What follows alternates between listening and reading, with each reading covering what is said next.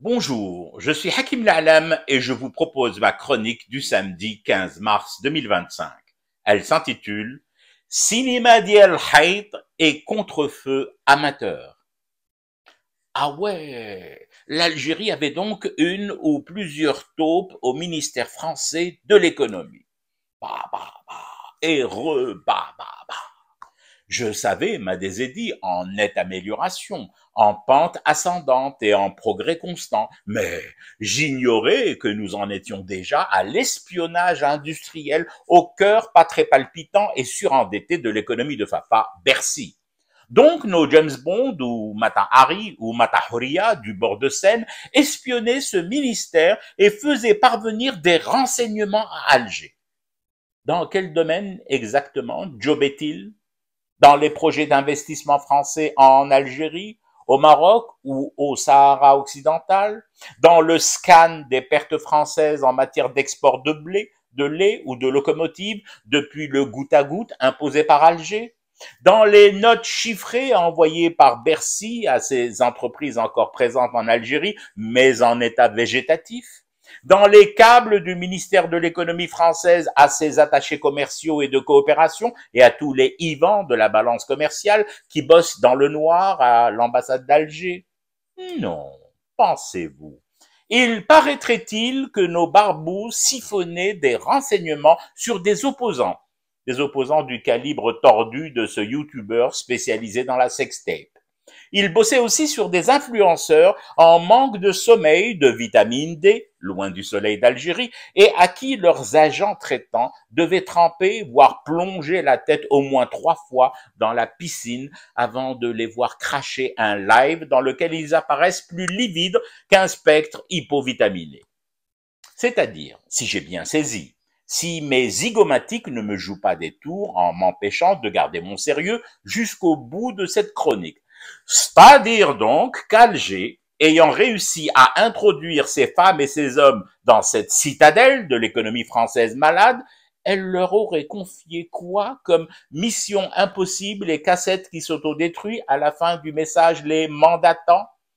Photographier avec un Instabatik ou un Agfa de la Seconde Guerre mondiale les défraiements et notes de bordel d'un mecton qui s'est fait spécialité du chantage au sexe et aux photos et vidéos intimes de citoyens algériens. Vous vous souvenez de Cinéma Dial Hayt?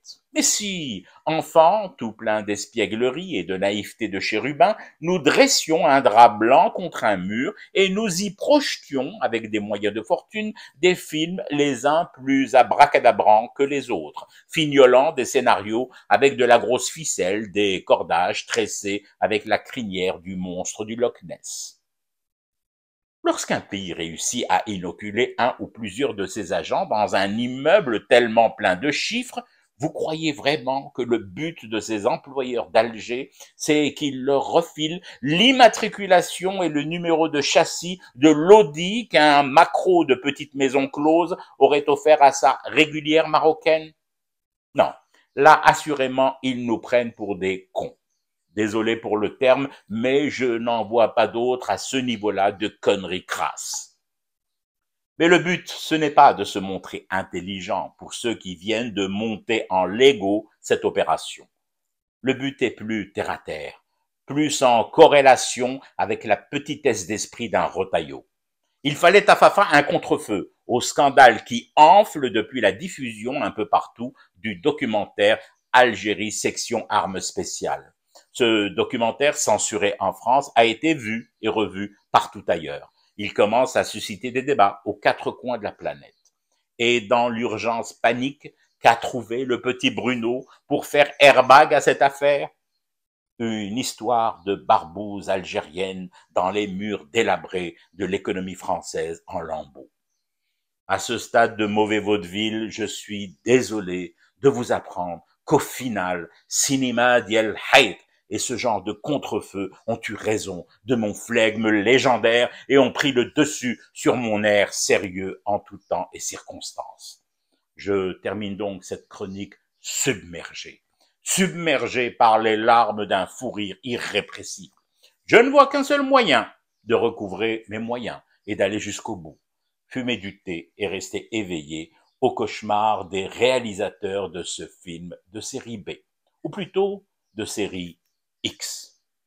C'était Hakim L'Alam, je vous retrouve demain pour une autre chronique et une autre façon de dire son amour à l'Algérie.